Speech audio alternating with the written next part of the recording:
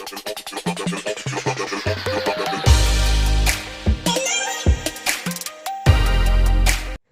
हिंद बच्चों, मैं हूं काजिम सर और आज हम लोग सीखने वाले हैं थेल्स थ्योरम। बच्चों, इसे अनुपातिकता प्रमेय भी कहते हैं। बच्चों, ये थ्योरम आप लोगों के लिए बहुत ही इंपॉर्टेंट होने वाला है, क्योंकि बोर्ड एग्जाम में ये जनरली पूछता ही रहता है। बच्चों, कोई ऐसा ही साल है जिसमें ये नहीं पूछा गया बच्चों, लेकिन अगर देखा जाए तो प्रत्येक साल इस चीज़ को पूछा जाता है बच्चों, है ना, इस थ्योरम को। ठीक है, तो इसलिए बहुत ही इंपॉर्टेंट है। और साथ ही साथ बच्चों, ये आपके जो बुक है उसमें जो क्वेश्चंस बनाने के लिए है, उसको बनाने के लिए भी बहुत ही इंपॉर्टेंट है ये बच्चों, क्योंकि अगर ये आप सीख जाते हो ये थ्योरम, तो इससे रिलेटेड जितने भी क्वेश्चंस है वो आप इजीली बना सकते हो, बहुत ही आसानी से बना सकते हो। इसीलिए बहुत ही जरूरी है सीखना बच्चों। ठीक है, तो सबसे पहले बच्चों चलते हैं हम लोग देखने के लिए कि थेल्स थ्योरम कहता क्या बच्चों, ये प्रमेय होता क्या है, कहता क्या है, इसका स्टेटमेंट क्या है बच्चों। मैंने एक त्रिभुज बनाया है इस चीज़ को समझने के लिए। ठीक है, तो बच्चों स्टेटमेंट कहता है कि किसी भी त्रिभुज में एक भुजा के समांतर कोई रेखा खींची जाए जो अन्य दो भुजा को, ठीक है, प्रतिच्छेद करे। तो क्या होता है बच्चों कि ये जो रेखा है वो अन्य दो भुजा को एक ही अनुपात में विभाजित करती है ना। इसको शॉर्टकट में ऐसे याद रखेंगे बच्चों कि किसी भुजा के समांतर खींची गई रेखा अन्य दो भुजा को एक ही अनुपात में विभाजित करेगी। क्या करा बच्चों, है ना, किसी त्रिभुज के एक भुजा के समांतर खींची गई रेखा अन्य दो भुजा को एक ही अनुपात में विभाजित करेगी। याद हो गया। ठीक है, इस भुजा के समांतर ये रेखा खींचा गया है तो इस दोनों भुजा को एक ही अनुपात में विभाजित करेगा, है कि नहीं। ठीक है, समझ में आ गया। ठीक है, अब तो ये तो समझ में आ गया कि किसी एक भुजा के समांतर खींची गई रेखा अन्य दो भुजा को एक ही अनुपात में विभाजित करेगी या समानुपाती होगा। तो बच्चों इसका अर्थ क्या होता है, इसका अर्थ समझना है। देखिए, अगर ये भुजा को एक ही अनुपात में विभाजित किया गया है, इसका मतलब हुआ कि इतना बट्टे इतना बराबर इतना बट्टे इतना। समझ में आ रहा है ना। या नहीं तो बच्चों और भी इसको करने का तरीका है। आप यहाँ पे इतना अब बट्टे में पूरे ले रहे हैं, तो इस साइड भी इतना अब बट्टे में पूरे लेना होगा। ठीक है, ये भी समानुपाती हुआ।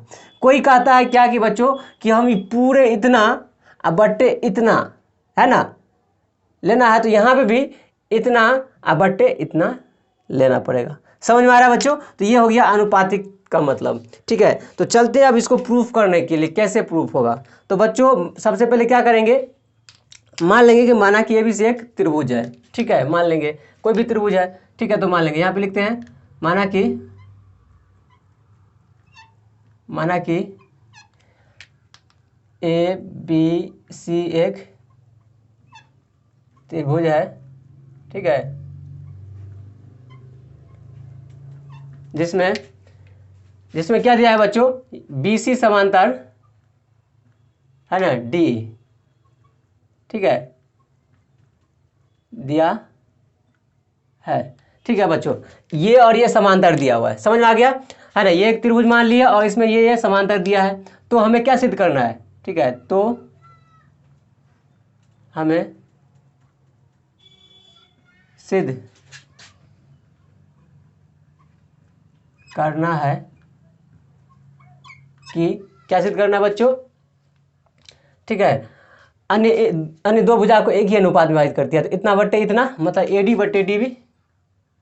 ठीक है, एडी बट्टे डी भी बराबर ए ई बट्टे ई सी, ए ई बट्टे ई सी। समझ में आया, ए डी बट्टे डी बी बराबर ए ई बट्टे ई सी, यही सिद्ध करना है। ठीक है बच्चों, चलते हैं आप प्रमाण से काम करने के लिए, प्रमाणित करते हैं यहाँ से, है ना, प्रमाणित करते हैं, प्रमाण से काम करते हैं। सबसे पहले क्या करेंगे बच्चों, इसको प्रूफ करने के लिए हम लोग सबसे पहले इस त्रिभुज, ठीक है, और इस त्रिभुज में लेंगे। समझ में आ रहा है, किस में लेंगे, इसमें और इस वाला में लेंगे। ठीक है, इस त्रिभुज और इस त्रिभुज में लेंगे। अब दोनों का क्षेत्रफल जो है अनुपातिक कर देंगे। ठीक है, सबसे पहले क्या करेंगे, त्रिभुज ए डी ई, है ना, और किस में ले रहे हैं, त्रिभुज डी ई बी में, है ना, किस में ले रहे हैं, त्रिभुज ए डी ई और त्रिभुज डी ई बी में ले रहे हैं। समझ में आ रहा है क्या कर रहे हैं, है ना, ए डी ई और डी ई बी, इसमें और इसमें ले रहे हैं। ठीक है, तो देख रहे हैं कि हम ऐसे लिख सकते हैं क्षेत्रफल, है ना, ये लिख सकते हैं हम लोग, अनुपातिक कर लेंगे सबसे पहले, है ना, एरिया ऑफ ट्रायंगल ADE, अब बट्टे लिख लेंगे एरिया ऑफ ट्रायंगल DEB, ठीक है। मतलब इस त्रिभुज का क्षेत्रफल बटे इस त्रिभुज का क्षेत्रफल। अब ये इस त्रिभुज का क्षेत्रफल अगर लेते हैं तो क्या होगा, हम जानते हैं कि त्रिभुज का क्षेत्रफल 1/2 गुने आधार गुने ऊंचाई होता है। तो यहाँ से 1/2, इस बार क्या करें, इसको आधार मान करके क्षेत्रफल निकाल रहे हैं, ठीक है। तो 1/2 गुने आधार, इस त्रिभुज के आधार AD होगा बच्चों, AD गुने ऊंचाई। अगर आधार AD लिए हैं तो ऊंचाई क्या होगा बच्चों, ME, ये ना होगा EM या ME, समझ आ गया।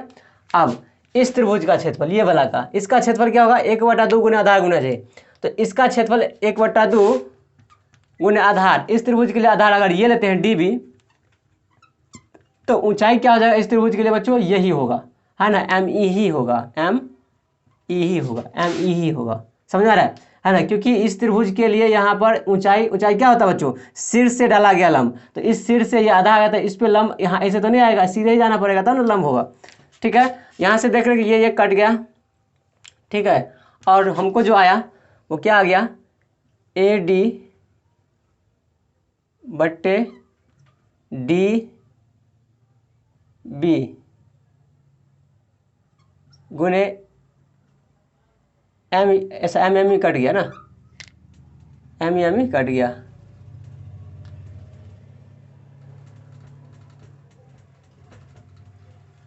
ठीक है।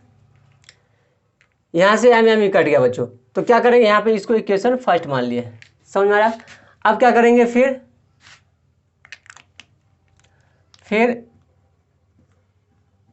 त्रिभुज किस में ले रहे हैं, उसी में ADE,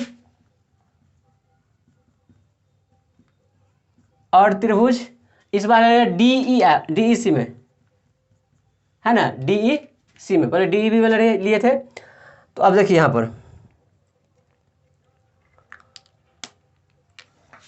त्रिभुज ADE का क्षेत्रफल,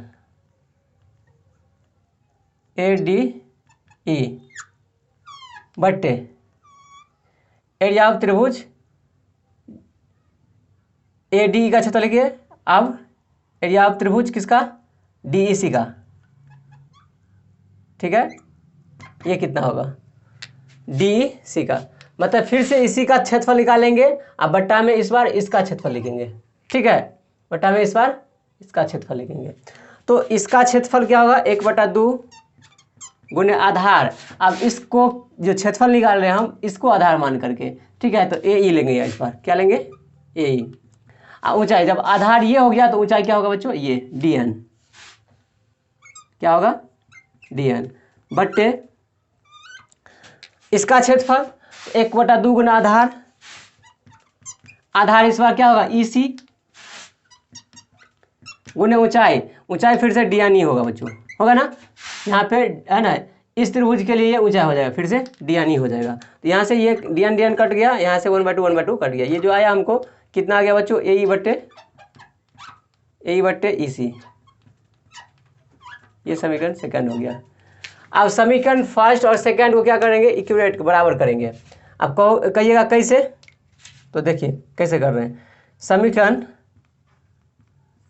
1 और 2 से, ठीक है, 1 और 2 से हम लोग को यहाँ पे थोड़ा समझना है, ठीक है। क्या समझना है बच्चों, कि देखिए ADE, यहाँ भी ADE, ये ठीक है। अब यहाँ देखिए ये त्रिभुज DEB और यहाँ है DEC, ठीक है। ये त्रिभुज और ये त्रिभुज दिख रहा है, ये लाल वाला, ठीक है, और ये दिख रहा है। तो ये दोनों त्रिभुज का क्षेत्रफल बराबर होता है बच्चों। ये हम लोग 9th क्लास में पढ़े हैं कि एक ही आधार, देखिए इसी आधार पर है, इसी आधार पर ये त्रिभुज बना, इसी आधार पर, है ना, ऐसे और ऐसे ये भी बना हुआ है। तो एक ही आधार और 2 समांतर रेखाओं के बीच स्थित त्रिभुज का क्षेत्रफल क्या होता है, समान होता है। ये हम लोग 9th क्लास में पढ़े हैं। और इसी की वजह से ये दोनों त्रिभुज का क्षेत्रफल भी क्या होगा, बराबर होगा। तो यहाँ पे क्या होगा कि ये और ये बराबर है, समझ में आ रहा है। यहाँ पर आप देख रहे हैं कि ये और ये बराबर है। और ये हम लोग कॉन्सेप्ट से बराबर होगा। कौन सी कॉन्सेप्ट से बच्चों की 9th क्लास में पढ़े हैं कि एक ही आधार और दो समांतर रेखाओं के बीच स्थित त्रिभुज का क्षेत्रफल समान होता है, और इसी की वजह से ये और ये क्या हो गया, बराबर हो गया। जब ये और ये बराबर हो गया तो इसके लिए ये भी बराबर हो जाएगा। तो समीकरण 1 और 2 से हम लोग लिख सकते हैं, क्या लिख सकते हैं, AD बट्टे DB बराबर AE बट्टे AC हो गया। ये प्रूफ हो गया। कारण में यहाँ लिखेंगे बच्चों, क्योंकि, है ना, क्योंकि यहाँ पे लिख देंगे एक ही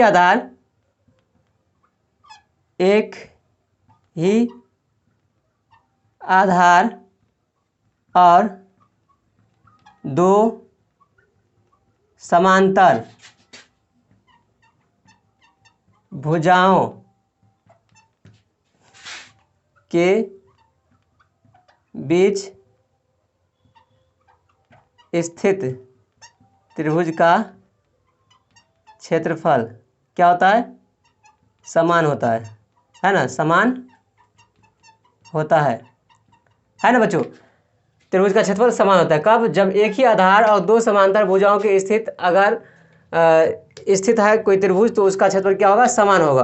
और इसी के वजह से क्या हो गया बच्चों, और इसी की वजह से ये दोनों त्रिभुज का क्षेत्रफल समान हो गया।